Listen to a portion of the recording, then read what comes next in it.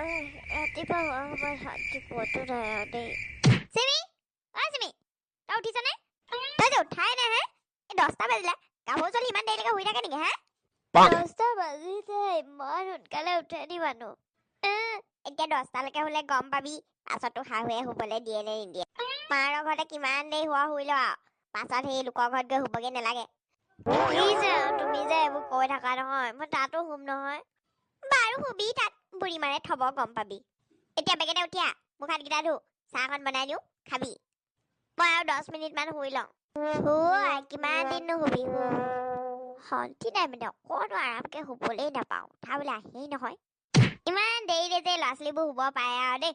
ৰাতি 1:00লৈকে মোবাইল টিপিব, তাৰপৰা সেই 10টা 11টা বজাত উঠিব হ'বহে সিহঁতৰ। মাকক যে কিবা এখন কামত সহায় কৰি দিব লাগে, সেইবোৰ নাই। শুই দিব, চাহ মুখৰ আগত লাগিব, ভাত মুখৰ আগত লাগিব। মা, উঠিলো, চাহ দিয়া। বনাই দিছো, হাতত লৈ থকা নাই নহয়। লৈ আনিবা, মই ডাইনিং টেবুলতে বহি আছো।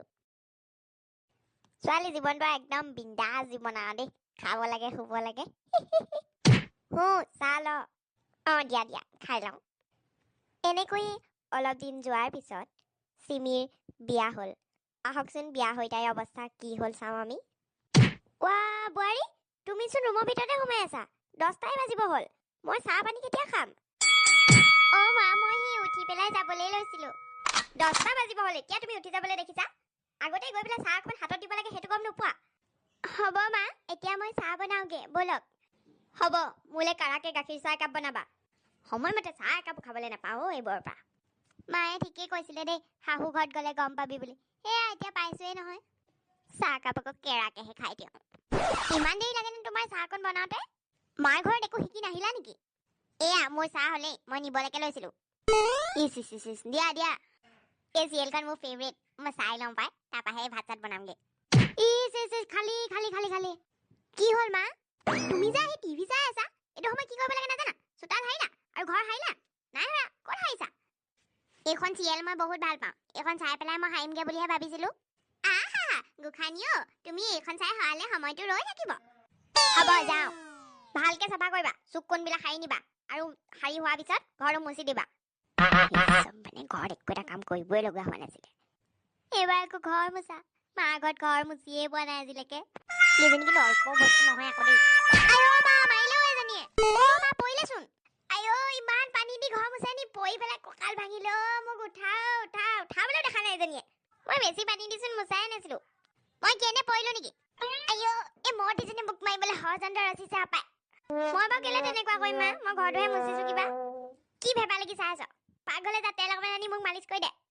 হাবা, বোৱাৰী ঘৰ চলোৱা।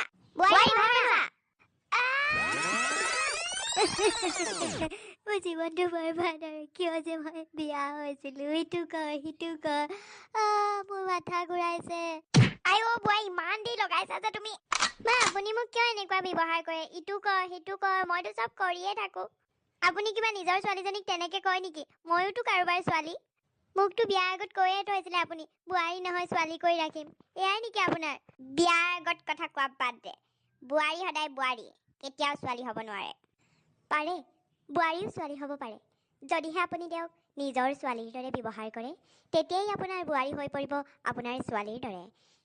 তেন্তে আজিৰ খণ্ডটি আছিল ইমানলৈকে। যদি আমাৰ ভিডিঅ'টো চাই ভাল পাইছে তেন্তে লাইক কৰিব, কমেণ্ট কৰিব, শ্বেয়াৰ কৰিব, আৰু যদি আমাৰ চেনেলটোলৈ নতুনকৈ আহিছে তেন্তে ছাবস্ক্ৰাইব কৰি দিবলৈ নাপাহৰিব। ধন্যবাদ।